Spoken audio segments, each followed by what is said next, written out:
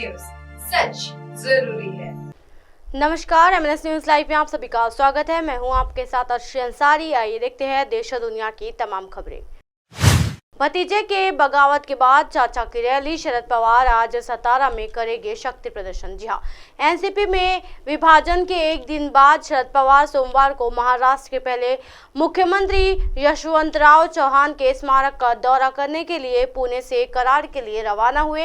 NCP प्रमुख के साथ उनकी पत्नी प्रतिभा पवार, राज्यसभा सदस्य वंदना चौहान, एनसीपी प्रवक्ता अंकुश पार्टी के पुणे शहर इकाई के अध्यक्ष प्रशांत जगताप और कई अन्य पार्टी कार्यकर्ताओं भी थे। जी हां, आज शरद पवार करेंगे शक्ति प्रदर्शन। पवार एनए पुणे स्थित अपने आवास से सुबह करीब 8 बजे एक काफिले के साथ निकले और रास्ते में सड़क किनारे इंतजार कर रहे पार्टी कार्यकर्ताओं से उनका स्वागत किया। दिवंगत यशवंतराव चौहान के स्मारक का दौरा करने के बाद पवार के सतारा में एक कार्यक्रम में भाग लेने की उम्मीद है। जी हाँ, रविवार को अजित पवार ने एनसीपी में विभाजन का नेतृत्व करते हुए उप मुख्यमंत्री बन गए, जिसके उनके चाचा शरद पवार को झटका लगा। जी हाँ, जिन्होंने 24 साल पहले पार्टी की स्थापना की थी। अजित पवार की बगावत के बाद शरद पवार का शक्ति प्रदर्शन, एकनाथ शिंदे बीजेपी सरकार में कई एनसीपी नेताओं ने भी मंत्री पद की शपथ ली। जी हाँ, शरद पवार ने रविवार को कहा कि बीजेपी शिवसेना सरकार के साथ गठबंधन करने का फैसला एनसीपी का नहीं था और पार्टी लाइन का उल्लंघन करने वाले नेताओं के खिलाफ कार्रवाई की जाएगी। उन्होंने बीजेपी पर भी कटाक्ष करते हुए कहा कि ये विकास गूगली नहीं बल्कि डकैती है। शरद पवार ने ये भी कहा है कि वो पार्टी में नया नेतृत्व तैयार करेंगे और कहा कि जब ऐसी परिस्थितियां आती है तो उन्हें काम करने के लिए और अधिक ऊर्जा मिलती है। जी हाँ, एनसीपी प्रमुख के ये भी कहा कि वह भविष्य के लिए भी पार्टी का चेहरा है। शिंदे सरकार में शामिल एनसीपी के मंत्रियों की बैठक शुरू, सुबह 11 बजे से अजित पवार के घर पर लगा जमवाड़ा।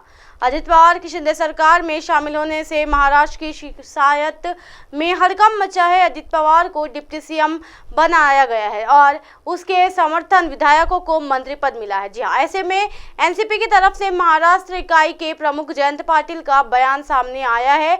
उन्होंने कहा कि एनसीपी के 9 सदस्य ने राष्ट्रीय और राज्य अध्यक्ष को जानकारी दिए बिना शपथ ली। उनकी ये भूमिका गैर कानूनी है। शरद पवार को अंधेरे में रखकर ये कदम उठाया गया। जी हाँ, एनसीपी की राज्य अनुशासन कमेटी ने उनके इस कदम पर अपात्रता पिटीशन के विधानसभा अध्यक्ष के पास हाई कॉपी और मेल के जरिए भेजा है।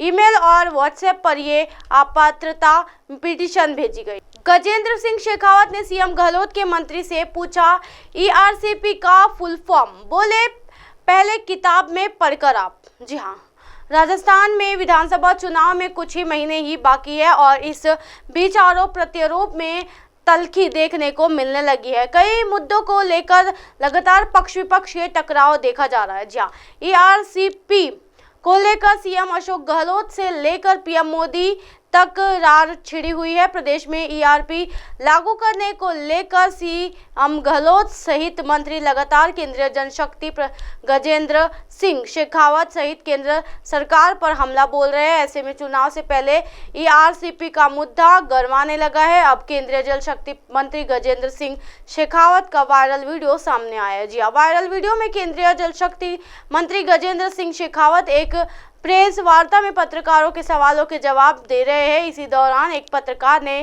केंद्रीय मंत्री शेखावत से सवाल किया कि कुछ दिनों पहले गहलोत सरकार के कैबिनेट मंत्री सालेह मोहम्मद ने ईआरसीपी योजना को लेकर सवाल खड़े किए थे। पत्रकार का ये सवाल सुनते ही केंद्रीय जल शक्ति मंत्री गजेंद्र सिंह शेखावत झल्लाते के साथ खड़े होकर बोलने लगे, सालेह मोहम्मद मीडिया के सामने आकर जिस दिन ईआरसीपी का फुल फॉर्म बता दे, इसके बाद बात करना। सालेह मोहम्मद से पूछना कि नहर में पानी कौन सी नदी से आएगा और कौन से बांध में पानी पहुंचेगा। सालेह मोहम्मद एक बार फिर किताब में पढ़े और फिर यहाँ आकर टिप्पणी करे। जी हाँ, जाने क्या है ERCP। जी हाँ, ईस्टर्न राजस्थान कैनल प्रोजेक्ट्स यानी ERCP राजस्थान की पूर्व मुख्यमंत्री वसुंधरा राजे की योजना है। इस योजनाओं के जरिए प्रवृत्ति, कालीन सिंधी और चंचल नदियों को जोड़ने का प्लान बनाया गया था। नेहरू का जाल बिछाकर इस प्रोजेक्ट्स के जरिए राजस्थान के पूर्वी हिस्सों में के 13 जिलों को लाभ पहुंचाने का प्लान इस योजना में था। जिन जिलों के इसका लाभ मिलेगा उनके नाम अलवर, दौसा, जयपुर, अजमेर, टोंक, रावई, मधेपुर, बूंदी, कोटा, झालवाड़ा, भरतपुर, धौलपुर, करौली है। जी हाँ, इस प्रोजेक्ट के जरिए इन जिलों में पीने के पानी और 2 लाख हेक्टेयर क्षेत्र में सिंचाई के पानी की जरूरत पूरी होती रहेगी। इसी तरह के दिन भर की तमाम बड़ी खबरों से फिर कर आएगी आपका रूबरू। तब तक के देखते रहिए MNS न्यूज नेटवर्क। मेरे साथ यानी अर्शी अंसारी के साथ नमस्कार।